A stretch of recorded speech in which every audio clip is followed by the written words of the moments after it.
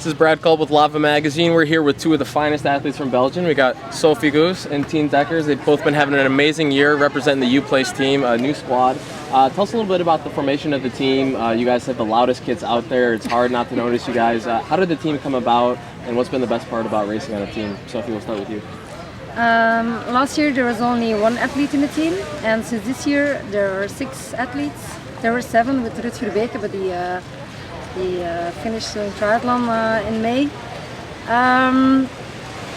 Yeah, and it's very nice to go together on training camp, and for example, me and Tine, we raced I think every race together against each other, so that's a little bit a disadvantage. But it's nice to be somewhere, in the world, in a foreign country together, and we know each other very well, and we get along together very well, so that's good. Is there a friendly rivalry there if you guys are always racing together? Is there, does that get you fired up? Do you look at it as, I want to beat Sofie, or is it, do you try to just look at the other athletes? No, I look at the other athletes, but of course I want to beat her because you are a pro, so you want to be first. But that's why in the beginning I was a little bit afraid to travel with Sofie to all the races. But we are friends, so it's nice to be with her on the training camps and on the races. So yeah. The race day, we are tough. Yeah. Good, So as you should be. She's the better swimmer, and then I catch her on the bike, and I try to stay in front. It's been a really long season for you guys. Obviously, with the Kona points rankings now, it's sort of changed the game. You both had to race a lot and maybe travel a little bit more. Are you coming into this race? Are you maybe a bit more worn out than you're used to at this time of year?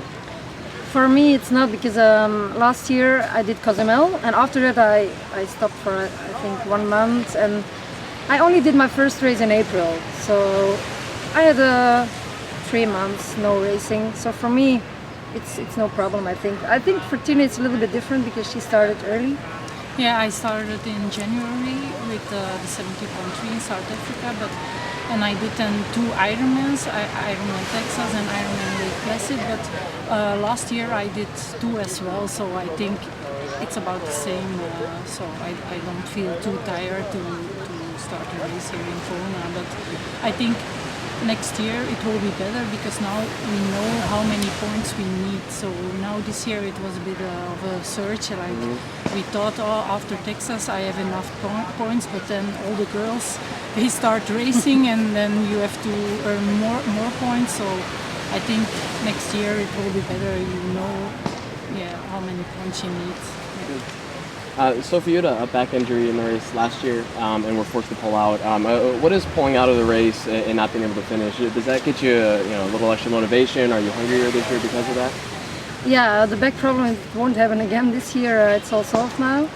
I need to finish this year. There's no option to stop early. A friend of mine, she told me before I left, you have one time that you can quit in a way, but you had it already last year, so I can never do it again anymore. She's right. I'm not planning to quit anymore. Good. Now, I just want to talk a bit about triathlon in Belgium. A great triathlon country, a great history with Luc van Lierde, Rooker, who was obviously on your team, and then of course you've got Marino as well. In the years that you guys have been racing, how have you seen the sport just blow up in Belgium? And do you feel when you're racing in Belgium, say in like the Bruges Triathlon, do you get an extra sense of pride of racing for your country? Yeah, I think it's huge in Belgium now. But on television we had programs like Start to Run, Start to Swim, and many people did that. And after that, many people decided to do triathlon. You also see it in races when you want to register for a race. We have a race in Belgium, and in 20 seconds it's sold out. 1,500 spots, I think, it's sold out. So you have to be very quickly. It's huge in Belgium now. Do you guys feel a bit of, you're almost like the Belgian national team. You're very unique in terms of the team in that you're all Belgian. Most teams, they've got Germans and, people from all over. Do you have that sense of national pride of racing for Belgium? Yeah, of course, because we were counting and we are 6 pros now, and there can only start 18. So it's a lot for a small country. So we feel a bit proud of that. So I think if you look at the numbers of different countries that are starting here, then we have a big percentage. Yeah, of Belgian people. Yeah. Athletes. And even with the age groupers, I think there are always a lot of age groupers coming over here. So. Have you seen a lot of has the age group ranks in Belgium grown quite like it has in Germany? I mean, as you said, the races sell out very fast. Are there a lot of young children getting into it, and is that something you guys have been working to help push? Yeah, I think so. There's also a school, a top sport school, and there's also triathlon. And I think there are pretty good young athletes coming next couple of years, I think. Yeah, and you see it in clubs that they try to work with young people as well. That's new in Belgium, I think. In the beginning it was only like if you were 20, 30, then you could go to a triathlon club, but now they are working with young people as well, so that's new, that's growing. Many races for the kids also. So here we are, less than 48 hours before the race starts. You guys both seem very calm, very relaxed. What do you do mentally to get prepared and to stay relaxed and just not get too worked up between now and when the cannon goes off? Me, I try to get not too bored, or I try to stay busy, to go to some places to drink something, but not stay in the room all day, because then the days they are very long. So I try to stay busy, and then the race is coming quickly, so that helps me to keep calm. They try to rest a lot, but yeah, I like to sleep. I'm the queen of the naps.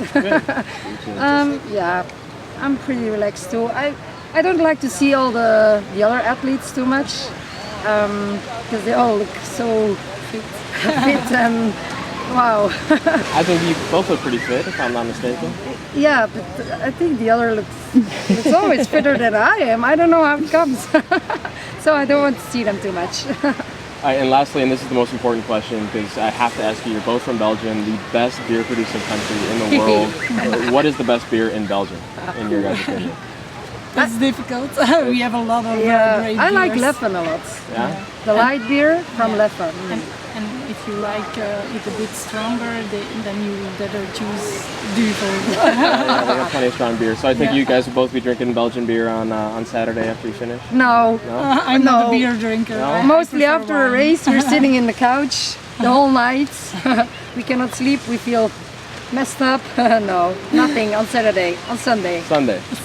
Yeah. Sunday. They have Belgian beers in Lulu's? You know what, they might. If not, they should. You should talk to them about that. Yeah, we will.